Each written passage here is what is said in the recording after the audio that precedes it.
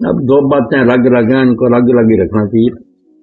جس کو نبی یا رسول مقرر کیا جاتا ہے وہ ہے یہ نہیں کہ آگ لینے کے اور پیغمبری مل گئی جیسے شاعروں نے باتیں بنائی نا کہ راہ چلتے موسیٰ علیہ السلام کو پکڑی، ایسے نہیں. جس کو نبی یا رسول بنانا ہوتا پیدائش سے بھی پہلے اللہ تعالیٰ اس کو چن لیتا، اسی غرض سے پیدا کرتا، اس کی تربیت کراتا، اپنی نگرانی میں اس کو پالتا، برائیوں سے وہ بچا ہوتا پہلے بھی. یہ باتیں تو ٹھیک کہ وہ نبوت کے لیے تیار ہو رہا ہوتا، مگر دوسری بات ہے کہ اس کو بھی پتا ہوتا میں نبی نہیں، اس کو کوئی پتا نہیں ہوتا، نہ خبر ہوتی ہے. یہ جب اطلاع آتی ہے اس وقت یہ ایسی سمجھیں جیسے مولوی صاحب رحمۃ اللہ نے بڑی پیاری مثال دی کہ سنگترا مارٹا جو بھی پھل ہے جب اس کی ڈوڈی لگتی ہے پھولی اسی وقت سے کلی کے وقت سے وہ سنگترا، مگر اصل سنگترا تو اس سے پتا چلا جب وہ پک رہا ہے کھانے کے قابل ہو جائے. اللہ تعالیٰ حضور صلی اللہ علیہ وسلم سے کہتا ما کنت تدری مل کتاب ولا ایمان، تو نہیں جانتا تھا کہ کتاب کیا ہے اور ایمان کیا، قرآن کے ذریعے سے بتا. ما کنت ترجو ان یلقی الیک الکتاب، تجھے کوئی امید نہیں تھی مجھ پر کتاب، یہاں تک اطلاع کر پتہ چلنے کا تعلق یہ تو وہی سے پتہ چلا، مگر تیار ہوتا، اللہ کی نگاہ اس پر ہوتی ہے، اس کام کے لیے اللہ اس کو بالکل تیار کر رہا.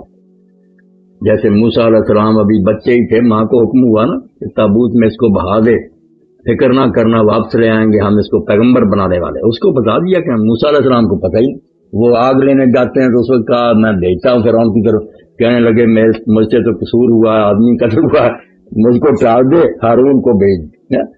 تو یہ بات دونوں الگ الگ ہے. جو کہتے ہیں پہلے نبی جانتا پتہ غلط ہے، کوئی پتہ نہیں ہوتا، جب وہی آتی ہے اس وقت اپائنٹ ہوتا نبی مقرر کیا گیا ہوتا، مگر تیار ہوتا، صلاحیتیں قابلیتیں اس میں پہلے سے ہوتی. مولانا ضمنی سوال یہ ہے کہ نبی اور رسول میں کیا بنیادی فرق ہے، تھوڑی سی وضاحت فرما دیں. اس سوال نے بھی لوگوں کو صدیوں سے الجھا رکھا ہے اور مات تھک گئے ہیں فرق بیان کرتے کرتے. فرق کوئی ان سے نکلا نہیں، بالکل جو فرق نکالتے ہیں وہ ٹوٹ جاتا ہے، غلط ثابت ہوتا.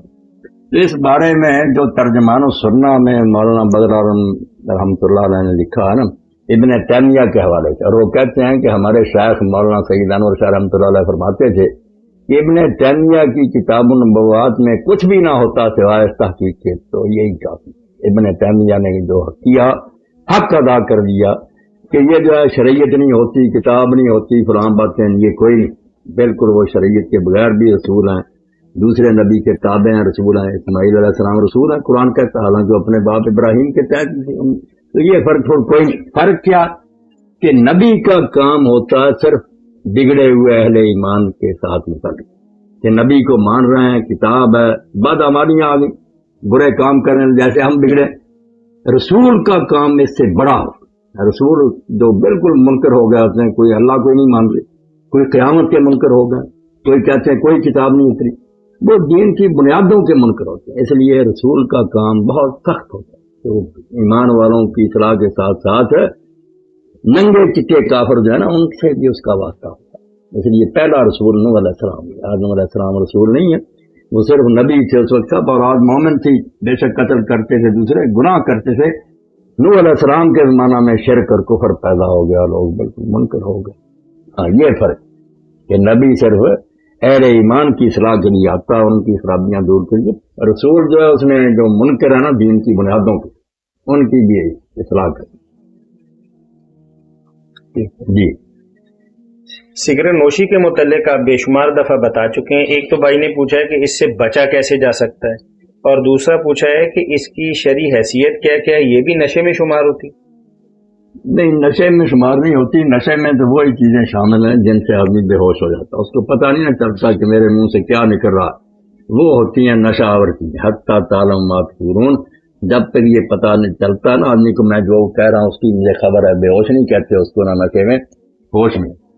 باقی اس کے بارے میں اللہ کے رسول نے بتا دیا کہ جو چیز آدمی کو زیادہ مقدار میں پینے سے بے ہوش کرتی ہے وہ پھر کچرا چکھنا. میرا ہم دروازے بند کر دیے نا، یہ نشہ آور نہیں کہنا چاہیے اور وضو ہوتی. تو یہ جو ہے سگریٹ نوشی یا تمباکو، یہ دو لحاظ سے کہ ایک تو تبذیر ہے کہ دولت کو فضول ضائع کرنا، آگ لگاتے جاتے ہیں نوٹوں کو، کیا ملتا ہے، نہ کوئی جسمانی فائدہ. اور دوسری طرف یہ ہے کہ صرف نفع نہیں اس میں بلکہ نقصان. اب تو پوری دنیا کے ڈاکٹر چلا رہے ہیں کہ کینسر اور جو ہے یہ بیماریاں اس سے پیدا ہوتی. بہت صفحات لکھے ہیں اس پر مولانا غلام رسول سعیدی صاحب نے، ڈاکٹروں کی تحقیقات. اب اس کے حرام ہونے میں کوئی شبہ نہیں. یہ تو زہر قاتل آتی ہے، بالکل حرام. بچنے کا طریقہ اس لیے نہیں، صرف ہر چیز سے یہی ہے کہ آدمی اپنا ارادہ پختہ کرے کہ میں نے نہیں یہ کام کرنا، اور برے ساتھیوں کے پاس نہ بیٹھیں جو یہ کام کرتے ہیں.